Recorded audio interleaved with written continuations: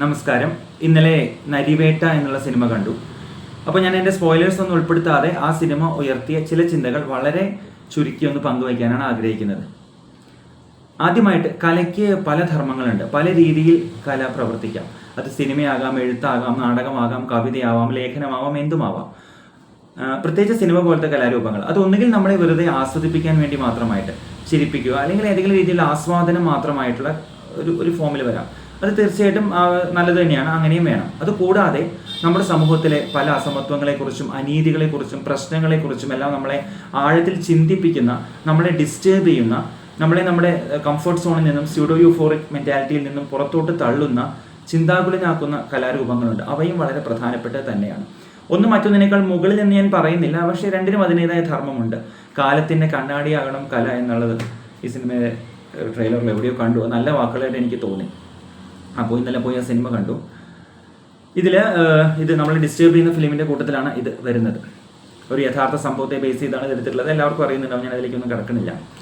ഇവിടെ ഞാൻ പറയാൻ ആഗ്രഹിക്കുന്നത്, പലപ്പോഴും system and disorder, system and anarchy or disorder, what ever it may be, അവ തമ്മിലുള്ള ഒരു ഫൈൻ ഡെലിക്കേറ്റ് ബാലൻസ് നമ്മുടെ സമൂഹത്തിൽ വേണം. ഈവൻ വ്യക്തി ജീവിതത്തിൽ പോലും അത് വേണം. ബിറ്റ്വീൻ ഓർഡർ ആൻഡ് ഡിസോർഡർ എന്നുള്ളത് കംപ്ലീറ്റ് ആയിട്ട് സിസ്റ്റം സ്ട്രോങ് ആവുന്ന ഒരു അവസ്ഥയിൽ, വ്യക്തികൾക്ക് ഒരു അഭിപ്രായ സ്വാതന്ത്ര്യം പോലും കാര്യമായിട്ട് ഇല്ലാതാവുന്ന ഒരു അവസ്ഥയിൽ, സിസ്റ്റത്തിനെ ചോദ്യം ചെയ്യാനും ഒക്കെ പറ്റാത്തൊരവസ്ഥയിൽ, സിസ്റ്റത്തിൻ്റെ അക്കൗണ്ടബിലിറ്റി നഷ്ടപ്പെടുന്ന ഒരു അവസ്ഥ ഒട്ടും നല്ലതല്ല. Power corrupts and absolute power corrupts absolutely എന്ന് പറയാറുണ്ട്. അത് unquestioned unaccountable power is a dangerous thing beyond a limit എന്നുള്ളതാണ്. അപ്പോൾ അത് ശ്രദ്ധിക്കേണ്ടതാണ്. ആ ഒരു രീതിയിൽ സിസ്റ്റത്തിനൊരു പരിധിയിൽ കവിഞ്ഞ് ശക്തി കൂടുന്ന അവസ്ഥ നല്ലതല്ല. അതേസമയം തന്നെ കംപ്ലീറ്റ് അനാർക്കി, സിസ്റ്റത്തിന് തീരെ പവർ ഇല്ലാതിരിക്കുകയും എല്ലാവരും അവരവരുടേതായ രീതികൾ, സ്വാതന്ത്ര്യത്തിൻ്റെ പേരിലോ എന്ത് പേരിലാണെങ്കിലും, ആസാദിയുടെ പേരിലോ എന്തിൻ്റെ പേരിലാണെങ്കിലും കംപ്ലീറ്റ് ഡിസോർഡർ വരുന്ന ഒരു രീതിയും നല്ലതല്ല. It's all about finding the correct balance between order and disorder, between the systemic strength and the strength of the other side. ഇത് രണ്ടും കൂടിക്കഴിഞ്ഞാൽ പ്രശ്നമാണ്. എവിടെയാണ് കറക്റ്റ് ബാലൻസ് എന്നുള്ളത് അതൊരു ഡൈനാമിക് തിങ് ആണ്. നമുക്കത് എപ്പോഴും ഒരു വശത്ത് ഒരേപോലെ എന്ന് പറയാൻ പറ്റില്ല. ബ്രോഡായിട്ടൊരു കൺസെൻസസ് ലേ ഡൗൺ ചെയ്യാനും ബുദ്ധിമുട്ടാണ്. ഇൻഡിവിജ്വൽ കേസുകളിലെല്ലാം നമുക്കത് നോക്കേണ്ടി വരും പലപ്പോഴും. അപ്പോൾ അവിടെ ഒരു ഹാർഡ് ആൻഡ് ഫാസ്റ്റ് ഫോമുലയില്ല.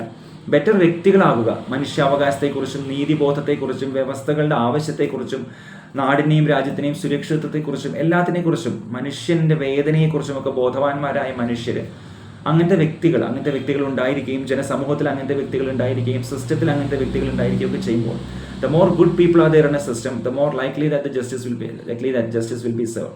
അപ്പോൾ ബെറ്റർ വ്യക്തികളാകാൻ നമുക്ക് ശ്രമിക്കാം. നമ്മുടെ ജീവിതത്തിൽ അത്തരത്തിലുള്ള തെരഞ്ഞെടുപ്പുകൾ വരുന്ന സന്ദർഭങ്ങളിൽ നമുക്ക് നമ്മുടെ ധർമ്മബോധം ഉണർത്തി നിർത്താം, നൈതികതയെക്കുറിച്ചുള്ള ചിന്താശേഷി ഉണർത്തി നിർത്താം.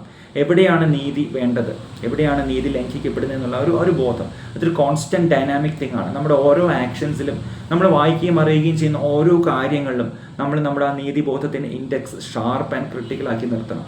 ഓരോ വാർത്ത വായിക്കുമ്പോൾ, ഓരോന്നറിയുമ്പോഴും ഇവിടെ നീതി ലംഘിക്കപ്പെട്ടിട്ടുണ്ടോ, ഇവിടെ ഏത് രീതിയിലേക്കാണ് ഡീവിയേഷൻ വന്നിരിക്കുന്നത്, സിസ്റ്റത്തിന് അമിതമായി പവർ കൂടുന്ന, സിസ്റ്റത്തെ ചോദ്യം ചെയ്യാൻ കഴിയാത്ത ആ ഒരു അവസ്ഥയിലേക്കുള്ള ഡീവിയേഷൻ ആണോ വരുന്നത്, അതോ സിസ്റ്റത്തിന് വേണ്ടത്ര വില കൽപ്പിക്കാതെ മൊത്തത്തിൽ അനാർക്കി നടമാടുന്ന പലവിധ ഇന്റേണൽ ആൻഡ് എക്സ്റ്റേണൽ സെക്യൂരിറ്റി കുളമാകുന്ന അവസ്ഥയിലേക്കാണോ പോകുന്നത്? Will have to think about that.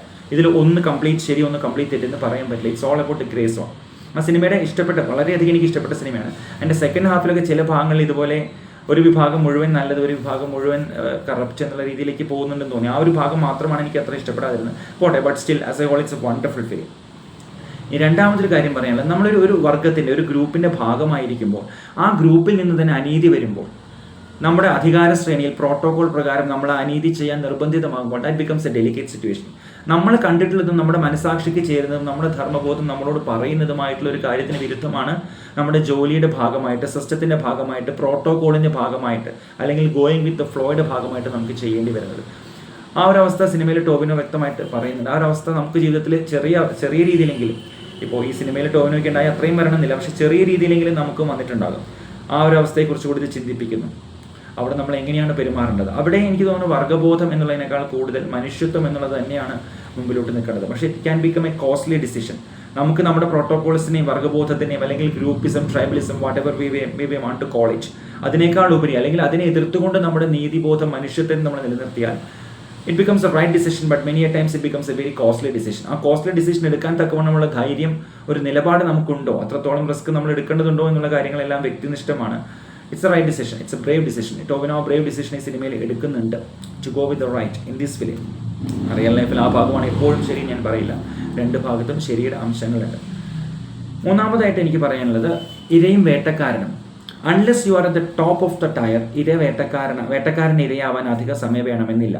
ഈ സിനിമയുടെ ചില ഭാഗങ്ങളിൽ തുടക്കത്തിൽ വേട്ടക്കാരുടെ ഭാഗത്തായിരുന്ന ലീഡർ ഓഫ് ദ പാക്ക് അല്ലായിരുന്നെങ്കിൽ പോലും വേട്ടക്കാരുടെ ഭാഗത്തുണ്ടായിരുന്ന ടോവിനോയുടെ കാഴ്ചപ്പാടും പിന്നെ അതിനുശേഷം പലവിധ സാഹചര്യങ്ങൾ കാരണം ഇരയുടെ ഭാഗത്തേക്ക് മാറ്റപ്പെടുമ്പോൾ ഉണ്ടാകുന്ന ഒരു ദൈന്യതയും ആ ഒരു പൊസിഷൻ ഷിഫ്റ്റിംഗ് ഉണ്ടാകുമ്പോൾ താൻ മറുപുറത്ത് നിന്നിരുന്നപ്പോൾ, താൻ വേട്ടക്കാരൻ്റെ പക്ഷത്ത് നിന്നിരുന്നപ്പോൾ കണ്ടിരുന്ന ഒരു കാഴ്ചപ്പാടല്ല താൻ ഇരയുടെ പക്ഷത്താകുമ്പോൾ ഉണ്ടാകുന്നത്. അപ്പോൾ നമ്മുടെ ജീവിതത്തിലും നമ്മൾ മറ്റേ പക്ഷത്താണ് എന്ന് വെച്ച് നമ്മൾ എന്തും പെരുമാറാൻ ശ്രമിക്കരുത്. കാര്യം നമ്മുടെ പക്ഷം മാറാൻ അധിക സമയം വേണ്ട. തുടരുമെന്ന സിനിമയിൽ ആ ബെന്നി എന്നുള്ള ആ പോലീസ് ക്യാരക്ടറിനെ അവതരിപ്പിച്ച ആൾ, നമ്മുടെ കുതിരവട്ടം മുപ്പുചേട്ടൻ്റെ മകൻ, അയാൾ പറയുന്നുണ്ട്, അയാളോട് ആ ബിനീഷ് എന്ന് പറയുന്ന പോലീസുകാരൻ്റെ ക്യാരക്ടർ പറയുന്ന റോളുണ്ട്, ആ ജയിലിൽ കിടക്കുന്ന ആളും നമ്മളും തമ്മിൽ അത്ര വ്യത്യാസമൊന്നുമില്ല എന്നുള്ളത്. നായാട്ട് പോലത്തെ ചില സിനിമകളും നമ്മൾ ഇതിനെക്കുറിച്ച് ചിന്തിപ്പിക്കുന്നുണ്ട്. നമ്മൾ വേട്ടക്കാരുടെ പക്ഷത്താണെങ്കിൽ, അറിഞ്ഞോ അറിയാതെയോ ആണെങ്കിൽ ശ്രദ്ധിക്കുക, നമ്മൾ ഇരയാവാൻ അധിക സമയം വേണ്ട. Especially if you are fighting the system, especially if you are going against the flow. So be careful, keep your feet on the ground. പിന്നീട് പറയാനുള്ളത് വിസിൽ ബ്ലോവേഴ്സിനെ കുറിച്ചാണ്. നമ്മുടെ സമൂഹത്തിൽ, ഏതൊരു സമൂഹത്തിലും, പ്രത്യേകിച്ച് അനീതികളൊക്കെ വളരെയധികം ഉള്ള സമൂഹങ്ങളിൽ വിസിൽ ബ്ലോവേഴ്സിന് വളരെയധികം പ്രാധാന്യമുണ്ട്. നമ്മുടെ ഏത് ഭാഗത്തോ ആവാം, നമ്മൾ രാഷ്ട്രീയമായിട്ടോ ആശയപരമായിട്ടോ ഏത് ഭാഗത്തോ ആവാം, but at any cost you will have to protect our whistle blowers. Whistle ബ്ലോവേഴ്സിന് അപകടം നേരിടേണ്ടി വരുന്നത്, അല്ലെങ്കിൽ അവർക്ക് സുരക്ഷിതമായി തങ്ങളുടെ നിലപാടുകൾ തുറന്നു പറയാൻ കഴിയാത്തൊരവസ്ഥ വരുന്നത്, അതൊരിക്കലും നല്ലതല്ല. In a system, if the whistle blowers are persecuted, if they become afraid to tell what is in their mind, then that doesn't look good for a system, in any system, especially democracy. അപ്പോൾ അത് നമ്മൾ എപ്പോഴും ശ്രദ്ധിക്കേണ്ട ഒരു കാര്യമാണ്. പിന്നെ കരുത്തിൻ്റെയും ദൈന്യതയുടെയും ഇക്വേഷൻസിനെ കുറിച്ചൊക്കെ വളരെ മാനുഷികമായിട്ട് പറയുന്നുണ്ട്, സുന്ദരമായ പാട്ടുകളുണ്ട്. പിന്നെ ആദിവാസികളെ കുറിച്ച് നല്ല രീതിയിലൊന്ന് ഡെപ്പിക്റ്റ് ചെയ്തിട്ടുണ്ട്. നമ്മുടെ സിനിമകളിൽ പലപ്പോഴും ഇവരെ കളിയാക്കിയിട്ടോ അല്ലെങ്കിൽ ട്രോളുകൾ പോലെയോ അല്ലെങ്കിൽ എന്തൊക്കെയോ രീതിയിലാണ് ശരിയായിട്ട് അവരെ റെപ്രസെൻ്റ് ചെയ്തെന്ന് തോന്നുന്നില്ല. പക്ഷേ ഈ സിനിമയിൽ നല്ല പാട്ടുകളിലൂടെയും നല്ല സീൻസിലൂടെയും ആദിവാസി സമൂഹത്തെ വളരെ നന്നായിട്ട് ചിത്രീകരിച്ചിട്ടുണ്ട്. അപ്പോൾ ഈ അധികാരത്തിൻ്റെ, പിന്നെ ജനാധിപത്യത്തിലൊരു കാര്യം, വ്യക്തി ജീവിതത്തിലും ജനാധിപത്യത്തിലും ഒരു വാക്ക് കൊടുത്താൽ അത് വാക്ക് പാലിക്കേണ്ടത് ജനാധിപത്യ മര്യാദയാണ് എന്നുള്ള വലിയ സത്യം ഈ സിനിമയിൽ പറയുന്നുണ്ട്, പ്ലക്കാർഡുകളുടെ രൂപത്തിലാണെങ്കിലും. നമ്മുടെ ചുറ്റും നോക്കൂ, ജനാധിപത്യത്തിൽ മര്യാദകൾ പാലിക്കപ്പെടുന്നുണ്ടോ? കൊടുത്ത വാക്കിന് എന്തെങ്കിലും വില നമ്മുടെ ജനാധിപത്യ സമൂഹം പലപ്പോഴും കൊടുക്കുന്നുണ്ടോ? ഭരണകൂടങ്ങൾ കൊടുക്കുന്നുണ്ടോ? വേറെ സിസ്റ്റംസ് കൊടുക്കുന്നുണ്ടോ? എപ്പോഴും ഭരണകൂടത്തെ മാത്രം കുറ്റം പറഞ്ഞിട്ട് കാര്യമില്ല.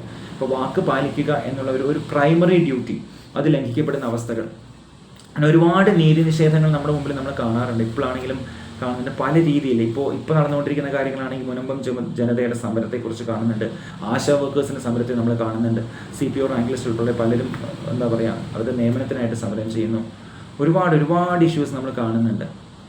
അപ്പോൾ ഇവിടെയൊക്കെ നമ്മുടെ നീതിബോധത്തിൻ്റെ തുലാസ് വളരെയധികം ഫൈനായിട്ട് ഡൈനാമിക് ആയിട്ട് നിലനിർത്തുകയും അത് വെച്ച് നമ്മൾ സമൂഹത്തെയും ലോകത്തെയും സ്വയം അവനവനെ തന്നെയും കാണുകയും വേണം. നമുക്ക് വലിയ മാറ്റങ്ങളൊന്നും വരുത്താൻ കഴിയില്ലെങ്കിൽ പോലും നമ്മൾ ഇടപെടുന്ന ചെറിയ സിറ്റുവേഷൻസിലെങ്കിലും ആ നീതിബോധത്തിൻ്റെ ആ ഒരു പെൻഡുലം കറക്റ്റായിട്ട് മെയിൻറ്റെയിൻ ചെയ്യാൻ നമുക്ക് കഴിയണം.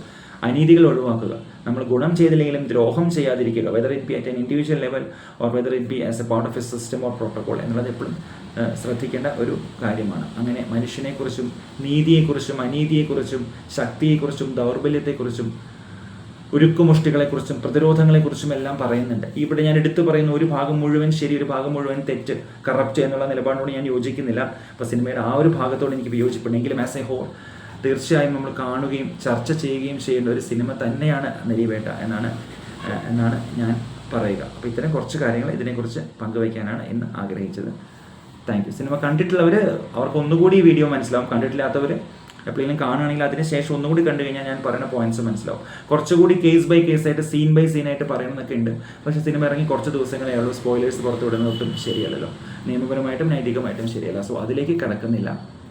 അപ്പോൾ നമ്മുടെ എല്ലാം കംഫർട്ട് സോൺസിൽ നിന്ന് ഇടയ്ക്കെങ്കിലും ഒന്ന് പുറത്ത് കിടക്കുക, ചുറ്റുമുള്ള ലോകത്തെക്കുറിച്ച് ചിന്തിക്കുക, അനീതികൾ കാണുക, പ്രതികരിക്കാൻ കഴിഞ്ഞില്ലെങ്കിലും അറ്റ്ലീസ്റ്റ് കാണുകയും അക്നോളജ് ചെയ്യുകയും ചെയ്യുക, അറ്റ്ലീസ്റ്റ് അനീതിയുടെ ഭാഗത്ത് നിൽക്കാതിരിക്കുകയും ചെയ്യുക. That's the least that we can do, that's the least that we ought to do as a human and as a citizen in our country and in our society. Thank you.